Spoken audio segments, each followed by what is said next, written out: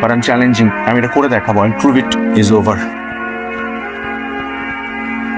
আমার কোম্পানির যে বর্তমান অবস্থা তাতে এই মুহূর্তে আমার দরকার একজন ম্যাজিশিয়ান।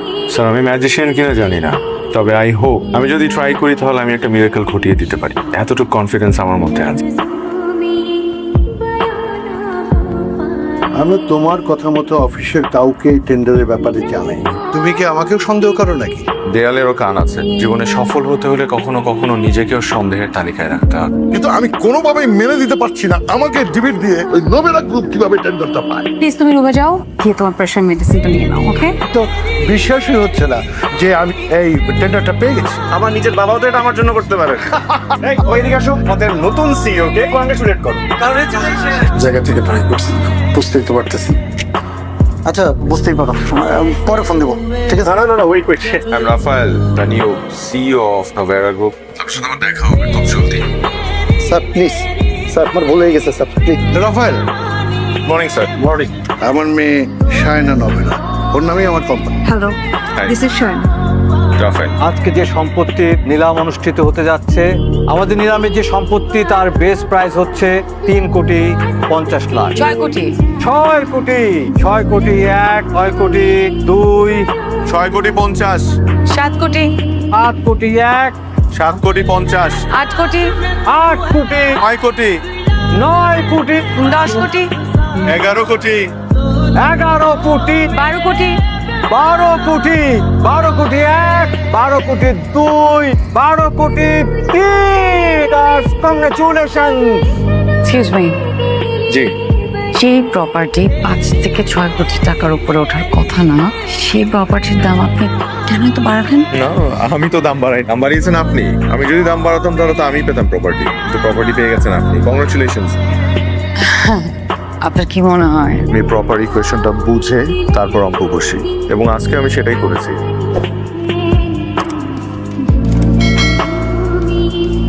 তো 4 মাস যাবৎ বাংলাদেশের ডেভেলপার কোম্পানি নোভারা গ্রুপে জব করছে, কিন্তু এই সময় তাদের কোম্পানির লোকজন আমাকে জোরপূর্বকভাবে বিভিন্ন ক্লায়েন্টদের কাছে পাঠায়, এবং আমি যদি না যেতে চাইতাম তাহলে আমাকে কিছু না কিছু ব্ল্যাকমেল করে আমাকে পাঠাতো। এই সময়ে আমার কোম্পানির এত নিচে নামে কি করে? বাবা, তুমি কোনো চিন্তা করো না। আরে বে, উত্তেজিত হয়ে কোনো কিছু করার ফল ভালো হয় না। তাহলে কি করবো? চেয়ারে বসে বসে কি আঙুল চুষবো? স্যার, ওই মেয়েটাকে কোথাও খুঁজে পাওয়া যাচ্ছে না। এখন তাকে যদি আমরা খুঁজেই না পাই তাহলে রহস্য উদ্ঘাটন করবো কি? আমি যতদিন এই কোম্পানিতে আছি, এই কোম্পানি ডুবতে আমি দেবো না। আপনার আমাকে 100 কোটি টাকা দিতে হবে। হোয়াট? কোম্পানির এই অবস্থা শেয়ারে, সে কিনা আমাদের ফান্ডের থেকে 100 কোটি টাকা যাচ্ছে। কাজে লেগে পড়ো।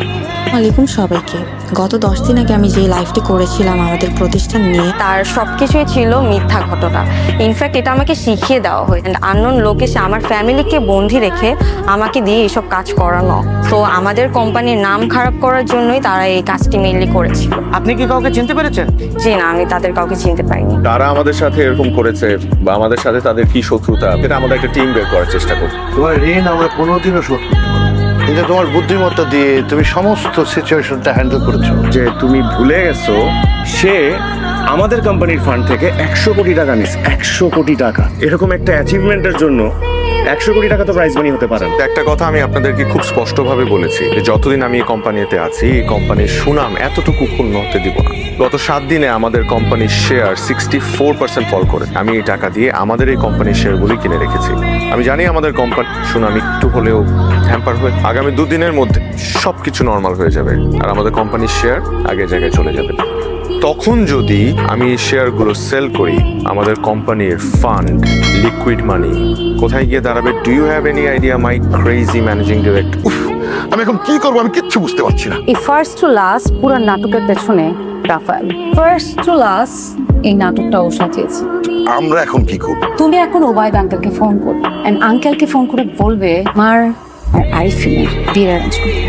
আজ থেকে এলিগেন্ট বিল্ডার্স আর নাভেরা গ্রুপ কম্বাইন্ড হয়ে বড় বড় প্রজেক্টগুলো কাজ করবে, এবং সেগুলো ডিল করবে miss Marjan. She is DMD of Navera group. So much uncle. সাথে আরেকটা গুড নিউজ আছে, ই and Marjan we have got engage. আমরা বিয়ে করতে যাচ্ছি। স্যার আসবো? আরে এসো এসো রাফায়েল, এসো বসো। শোনো রাফায়েল, আমার বৌমা এখন থেকে যে প্রজেক্টগুলো নিয়ে কাজ করবে সেগুলো তুমি অ্যাসিস্ট করবে। স্যার বৌমার ইচ্ছে তোমার কোনো আপত্তি নেই তো? সত্যি কেন থাকবে বাবা? এসব কাজ মানে খারাপ লাগছে। খারাপ লাগবে কেন? এতদিন তো নাচানোর চেষ্টা করেছি, ও নাচানোর চেষ্টা না ওকে নাচিয়েছে, but ready for that. Sir excuse me, আপনি 10টা মিনিট আমাকে এখানে বসিয়ে রেখেছেন, একটা কথাও বলছেন না। না, আপনি নিশ্চয়ই আমার চেহারা দেখার জন্য আমাকে এখানে বলার আছে বলে ডেকেছি। তো আমি চেক করছিলাম, আমরা রিসেন্টলি যে প্রজেক্টটা ডিল করছি, আমি চেক করছি যে এই বাজেটটা এতটা ডিফারেন্স কেন। আই থিঙ্ক ডিফারেন্স হতেই পারে। 2 বছরে অনেক কিছু বদলে গেছে, সময় বদলেছে, সবকিছুর দাম বেড়েছে। 2 বছর আগে যেটা ছিল এখন হয়তো সেটা নেই। আমার একটা ঘাপলা আছে আপনার বাজেট করাতে। কি ধরনের ঘাপলা আপনার মনে হচ্ছে? বাই এনি চান্স আপনি আমার কোনো কমিশন খাচ্ছেন না তো? Are you out of your mind? আপনি কি বলছেন এগুলা? কাম ডাউন, তো হাইপার। এই বাজেটটা আপনি আবার করবেন, বাজেটটা করে আপনি ফিনান্সে পাঠাবেন, হতে হবে আজকে বিকেলের মধ্যে। বিকেলের মধ্যে পসিবল না। Why are you laughing? আজকে বিকেলের মধ্যে আমি বাজেটটা চাই।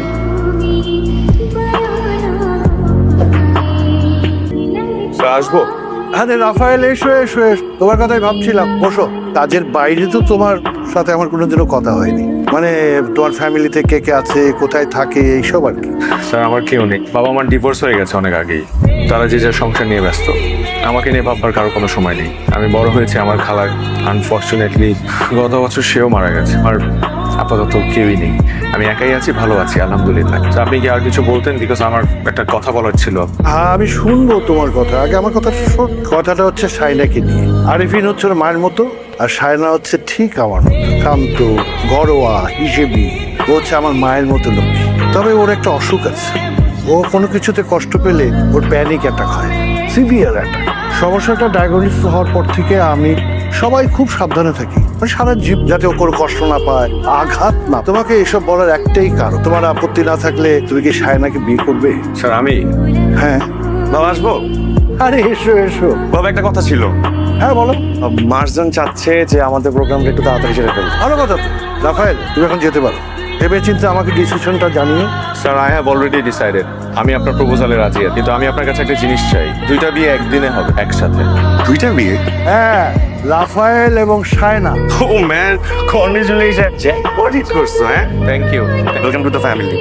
Meet him, my brother-in, my future brother-in-law. Congrats to you too. Madam, হ্যাডম ম্যাডামের কথা বলে আমাদের লাভ নাই, আমরা এই এলাকার লোক। দাঁড়া, আমি বুঝাইতেছি ব্যাপার। ফোন ধরে না, ফোন দরকার তখন যে ফোন ধরে না। স্টুপিড। শুনেন, সবসময় এই পাওয়ার দিয়ে কিন্তু সবকিছু অর্জন করা যায় না। ঠান্ডা মাথায় বুদ্ধিমত্তা দিয়ে অনেক কিছু অর্জন করা যায়। মাঝে মধ্যে এসব মানুষকে পাওয়ারটাই দেখ না। পাওয়ার যদি সবকিছু হতো তাহলে কিন্তু শক্তিমান মানুষ, যত জন সিনা, আন্ডারটেকার, এরা সব থেকে বেশি পাওয়ারফুল মানুষ থাকে। আমাকে একটা সুযোগ দেন please, sir.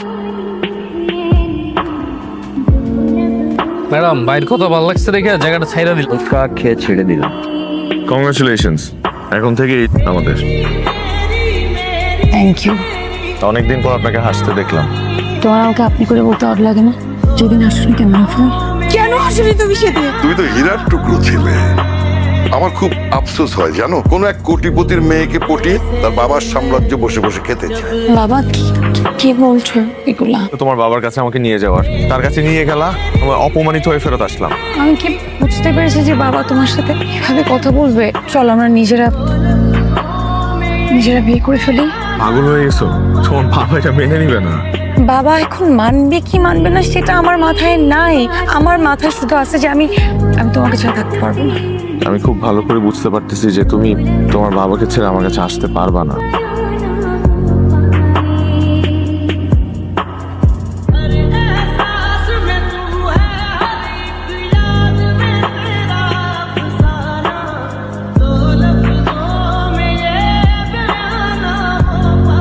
Marzan, everything okay?